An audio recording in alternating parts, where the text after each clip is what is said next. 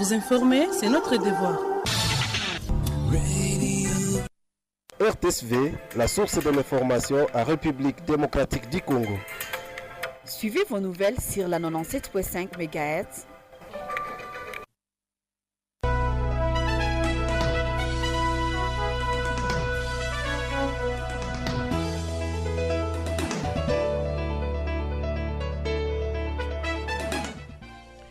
Il est temps de suivre les informations à la radio et télévision sur CDV. Mesdames et messieurs, commençons par les titres. Baisse, dit-on, d'échange à République démocratique du Congo face à un prix d'échange toujours en hausse. Les députés nationaux Kambale et Ezekiel Barnaba ne désarme pas au sujet de la question orale avec débat qu'il a adressé au ministre de l'économie ce vendredi 10 octobre. Il s'est rendu au cabinet du président de l'Assemblée nationale pour en savoir plus sur la suite de sa démarche.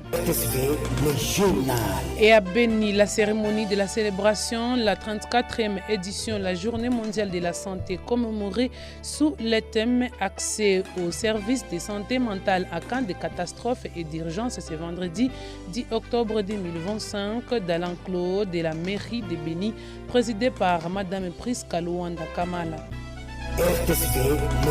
C'est tout pour les titres et les détails. Dans quelques secondes, mesdames et messieurs, ne bougez pas, nous revenons.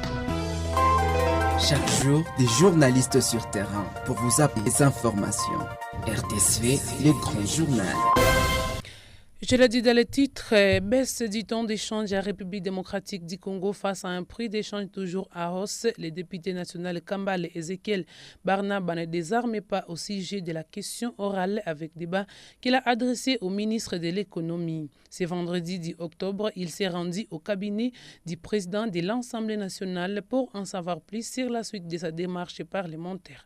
Le Lidi Mambasa dit avoir obtenu l'assurance du président par l'intérim à l'Assemblée nationale sur la suite de sa question orale avec débat qui sera aligné dès plus tôt possible et dit attendre des explications claires du ministre de l'économie nationale. On l'écoute.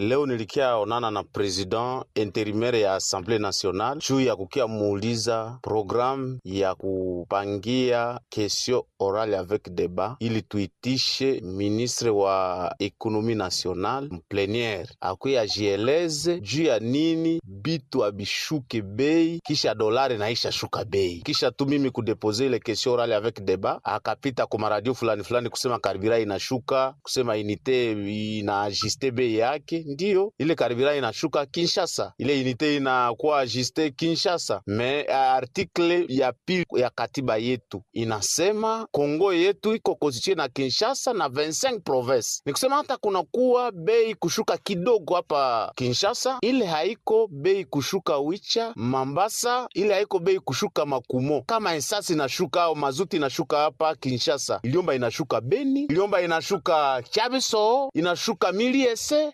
inji yote ya Kongo. Dolari inashuka, vitu havishuke. Wenye wanakuwa wa victime ni population. Kama ulikuwa nanunua 1 kilo ya nyama ya ngombe na 22,000 francs, ile 22,000 francs ilikuwa valeur ya 7.5, meleo ile 1 kilo ya nyama ya ngombe inabakia tu ku 22,000 francs, mais ile 22,000 francs inakuwa 8.5 au 9 dollars. Mwenye napoteza iko population. Hatuta achilia ministre wa économie nationale. Kambale Ezekias Barnabas estime que la baisse du taux d'échange doit être accompagnée d'une baisse sensible des prix d'achat pour éviter de pénaliser la pauvre population confrontée à plusieurs défis sociaux sécuritaires. La baisse du taux d'échange doit se faire sentir dans le quotidien de la population à travers la baisse du prix d'achat. Le contraire est une escroquerie, insiste Seteli de Mambasa. Il revient encore. Ministre wa ekonomi nationale anapashwa ongea na ministre wa finance, anaongea na ministre wa commerce exterieur, anaongea na gouverneur wa banque centrale, anaongea na ministre wa industrie. Vitu vishuke mu sektere yote, na pale ndio tutaona faida ya dolari kushuka. Dolari kushuka, vitu na vishuke, iko frappe, iko escroquerie, na wenye wiko wa victime ya ile escroquerie ni wa client, ule mama mwenye na shinda mukasoko ya maka kampanye senya nenda nunua kilo ya nyama inakuwa na valeri ya yulu kushinda gizi ilikuwa. Bwana journalist, nzo president ameniambia ya kwamba iko nafuatilia ile question orale avec débat, iko naonana na coordonnateur wa bureau d'étude ili tuangalie msiku zinazokuja kama ile question orale avec débat itakuwa programe na tufae débat juu ya nini bei haishuke. Ministre atuambie kama amefaa nini ili bei ishuke, na wale wakomesa wenye hawata execute ile bei kushuka hata wafaa nini. Ile majibu tuko nomba tuzipate bwana journaliste, juu tupunguze magumu ya population yetu. Et une pluie diluvienne qui s'est abattie dans la cité de Saké la soirée de ce jeudi 9 octobre 2025 a occasionné plusieurs dégâts matériels. Selon les témoins, les trafics sont restés difficiles et paralysés. Les véhicules et motos à résistance, les biens de grande valeur emportés par les eaux de leur passage. Dans ces propos, je vous propose d'écouter l'étonnement des témoins en place. Ziko naenda ule motare Mungu na moto yake na mimi ni wa kwanza, na mimi ni bahati yangu ilikuwa pale moto yangu njoko ile nikaenda itia kwa ile avoka. Mungu hapa, Mungu tusaidie. Umeona jinsi ile gari imerudia nyuma, hii manjo imeirudisha nyuma. Oh, hapa ni Sake Rutobogo hapa. Ona kule na mamoto ona hii nyuma ya Makongo ilishaenda. Hapa moto zote zishaenda. Na vile vitika pale. Et à Beni, la cérémonie de la célébration de la 34e édition de la Journée mondiale de la santé mentale commémorée sous le thème général « Accès aux services de santé mentale à cas de catastrophe et d'urgence ». C'est vendredi 10 octobre 2025 dans l'enclos de la mairie de Beni, présidée par Mme Priska Luanda Kama, la coordonnatrice principale en charge de la santé au sein du gouvernement congolais. Dans son allocution, cette coordonnatrice principale à charge de la santé a indiqué que cette journée est consacrée à l'éducation et à la sensibilisation sur les enjeux cruciaux qui touchent notre bien-être mental, un sujet souvent ignoré mais qui est aujourd'hui plus que jamais au centre de la préoccupation du pouvoir public. Elle a ajouté que, conformément au contexte actuel du pays, le programme national a placé cette journée sous le thème « Promotion de la santé mentale et soutien psychologique pour une paix durable en République démocratique du Congo ». On écoute Mme Priska Kamala. L'honneur pour moi de prendre la parole devant vous, ici à la mairie de Beni, à cette occasion de lancement officiel des activités commémoratives de la Journée mondiale de la santé mentale. En effet, célébrée depuis 34 ans, le 10 octobre de chaque année sur toute la planète Terre, cette journée reste consacrée à l'éducation et à la sensibilisation de la population sur les enjeux cruciaux qui touchent notre bien-être mental, un sujet souvent ignoré ou minimisé, mais qui est aujourd'hui plus que jamais au centre des préoccupations du pouvoir public.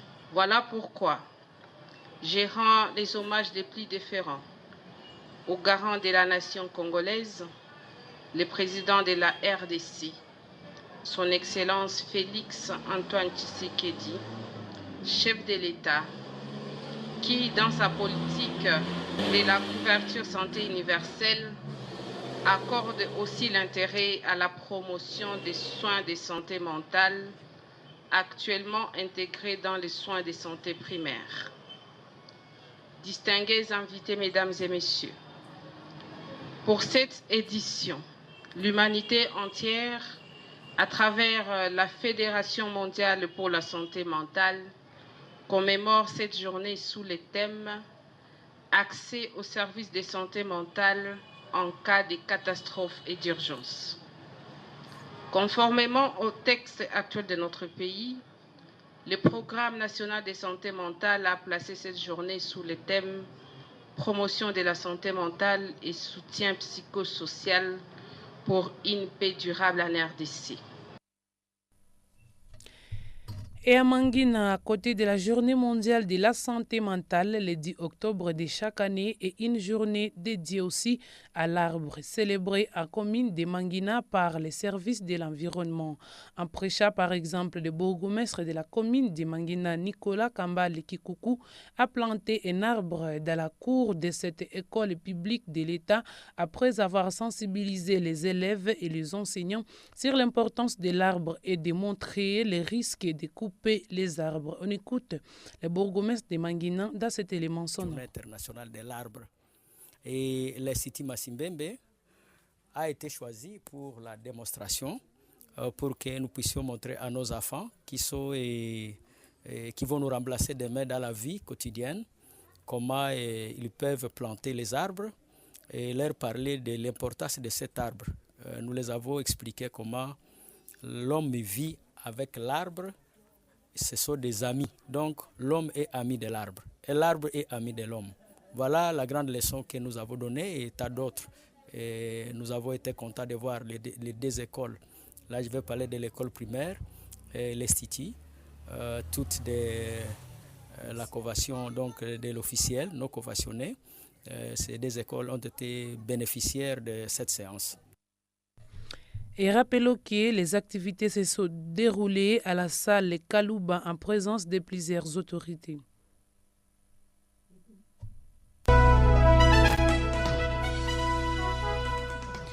Et c'est par cette actualité que nous mettons un point final en ce radio-journal. Mais avant de quitter ce studio, faisons les rappels des titres.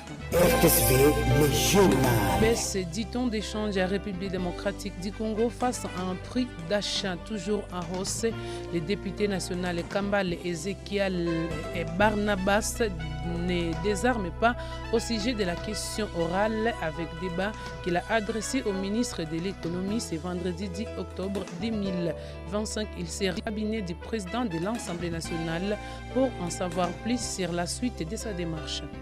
RTSV, le journal. Et à Beni, la cérémonie de la célébration de la 34e édition de la Journée mondiale de la santé commémorée sous le thème général accès au service de la santé mentale en cas de catastrophe et d'urgence ce vendredi 10 octobre 2025 dans l'enclos de la mairie de Beni présidée par Madame Priska Luanda Kamala.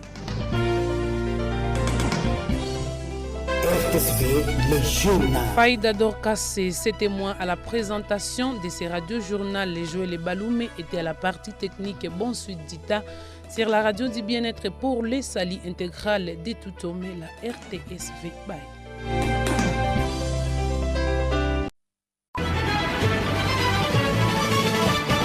RTSV habari zetu 97.5 FM. Habari motomoto zisizoegemea upande wowote ni kwenye redio yako.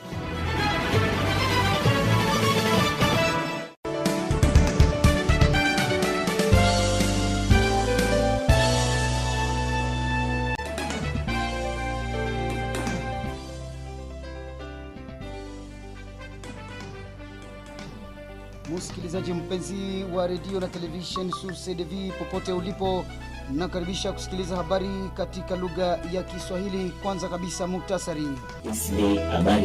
Kushuka kwa kiwango cha ubadilishaji wa noti katika DRC kiendelea kushangazwa kutokana na kwamba bei ya bidhaa mbalimbali inaendelea kupaa juu. Kwa habari zingine ni kwamba sherehe ya watu wanaokuwa na upungufu wa hali ya akili katika ulimwengu inasherekewa hii siku ya tariki 10 Oktoba kila mwaka. Msikilizaji mpenzi, haya na mengineyo ni katika udondozi wa habari hizi. Kaa chonjo, usibanduke kituo. Habari kamili.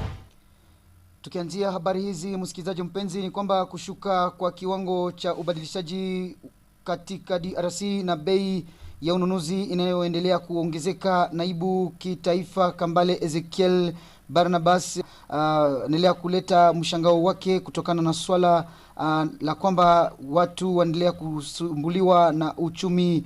Ni kwamba hii Ijumaa Oktoba 10 alikwenda katika ofisi ya rais wa bunge kitaifa ili kuzungumza ni namna gani mambo yatakuwa shwari kupitia swala hili. Mwakilishi anayeshughulika ambaye alichaguliwa katika eneo la Mombasa asema kwamba alipata hakikisho kwa rais kwa mpito wa bunge la kitaifa juu ya mwendelezo wa swala lake la kuendelea kujadili mambo haya ya biashara. Ni kwamba huyu endelea kusikilika hapa mbele ya mic ya radio yako. Leo nilikia onana na president intérimaire ya Assemblée nationale juu ya kukia muuliza programme ya kupangia question orale avec débat ili tuitishe ministre wa économie nationale mplénière akuya jieleze juu ya nini bitu abishuke bei kisha dolari naisha shuka bei. Kisha tu mimi kudepose ile question orale avec débat akapita kwa radio fulani kusema karibira inashuka, kusema unité inaajuste bei yake. Ndiyo, ile karibira inashuka Kinshasa, ile unité inakuwa ajuste Kinshasa. Me article ya pili ya katiba yetu inasema Kongo yetu iko constitué na Kinshasa na 25 provinces. Nikusema hata kuna kuwa bei kushuka kidogo hapa Kinshasa, ile haiko bei kushuka Wicha, Mambasa, ile haiko bei kushuka Makumo. Kama esasi inashuka au mazuti inashuka hapa Kinshasa, Iliomba inashuka Beni, Iliomba inashuka Chabiso, inashuka Miliese, mu inji yote ya Kongo. Dolari inashuka, vitu havishuke. Wenyewe wanakuwa wa victime ni population. Kama ulikuwa unanunua 1 kilo ya nyama ngombe na 22,000 francs, ile 22,000 francs ilikuwa valeur ya 7.5, meleo mu ile 1 kilo ya nyama ngombe inabakia tu ku 22,000 francs, mais ile 22,000 francs inakuwa 8.5 au 9 dollars. Mwenye napoteza iko population. Hatuta achilia ministre wa économie nationale. Kambale Ezekiel Barnabas amini kwamba kushuka kwa kiwango cha ubadilishaji lazima kuambatana na kushuka kwa bei ya ununuzi ili kuzuia uharibifu wa idadi ya watu maskini wanaokabiliwa na changamoto kadhaa za usalama katika kijiji. Yuko hapa tena mbele ya mic radio yako. Ministre wa économie nationale anapashwa ongea na ministre wa finance, anaongea na ministre wa commerce extérieur, anaongea na gouverneur wa banque centrale, anaongea na ministre wa industrie. Vitu vishuke mu sektere yote, na pale ndio tutaona faida ya dolari kushuka. Dolari kushuka, vitu na vishuke, iko frappe, iko escroquerie, na wenye wiko wa victime ya ile escroquerie ni wa client, ule mama mwenye na shinda mukasoko ya maka sinya nenda nunua 1 kilo ya nyama inakuwa na valeri ya yulu kushinda gizi ilikuwa. Bwana journalist, ndio president ameniambia ya kwamba iko nafuatilia ile question orale avec débat, iko naonana na coordonnateur wa bureau d'études ili tuangalie msiku zinazokuja kama ile question orale avec débat itakuwa programme na tufae débat juu ya nini bei haishuke. Ministre atuambie kama amefaa nini ili bei ishuke, na wale wakomesa wenye hawata execute ile bei kushuka hata wafaa nini. Ile majibu tuko naomba tuzipate bwana journaliste juu tupunguze magumu ya population yetu. Kuacha habari hizo za kiuchumi katika DRC ni kwamba katika mji wa Sake mvua kali ilinyesha katika jioni ya Alhamisi Oktoba 9 ilisababisha uharibifu wa vitu vingi katika eneo hilo lililo magharibi mwa mji wa Goma. Kulingana na mashuhuda ambazo tulizipata kwenye simu ni kwamba hii ilisababisha magari, pikipiki na vingine vitu kama nyumba ambavyo vilichukuliwa kwa maji ambayo ilikuwa imezidi katika eneo hilo, na kualika kusikiliza ushuhuda huo. Sasa ziko naenda ule motare Mungu na moto yake. Na mimi ni wa kwanza, na mimi ni bahati yangu ilikuwa pale. Njoko yangu njoko ile nikaenda itia kwa ile avoka. Mungu hapa. Mungu tusaidie. Umeona gisi ile gari imerudia nyuma. Hii manjo imerudisha nyuma. Oh, hapa ni Sake Rutobogo hapa. Ona kule na mamoto ona hii. Sina basi Makongo imeenda. Nyuma ya Makongo ilishaenda. Hapa moto zote zishaenda. Na vile vitikanya pale.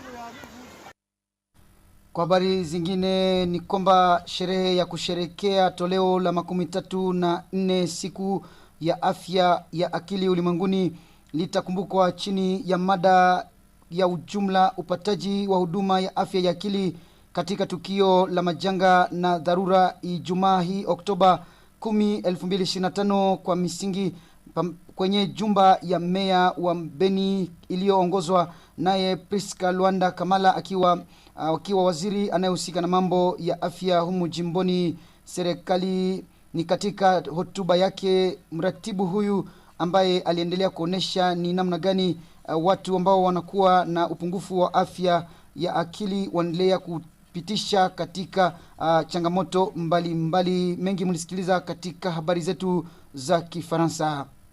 Kwa habari zingine kutoka Mangina ni kwamba pamoja na siku ya afya ya akili ulimwenguni Oktoba 10 ya kila mwaka, siku ambayo ni pia imetolewa kwa kukumbuka upandaji mti ulioazimishwa katika jumuiya ya Mangina katika idara ya mazingira.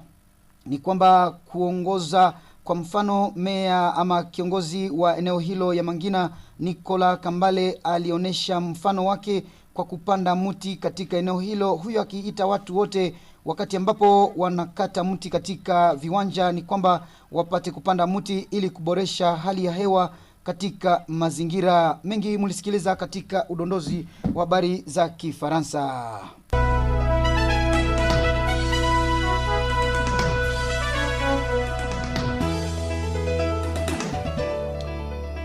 Msikilizaji mpenzi, ni habari hiyo kutoka Mangina ndipo na ushusha nanga na kutakia kila laheri kusikiliza habari zingine, programu zingine za redio yako RTSV.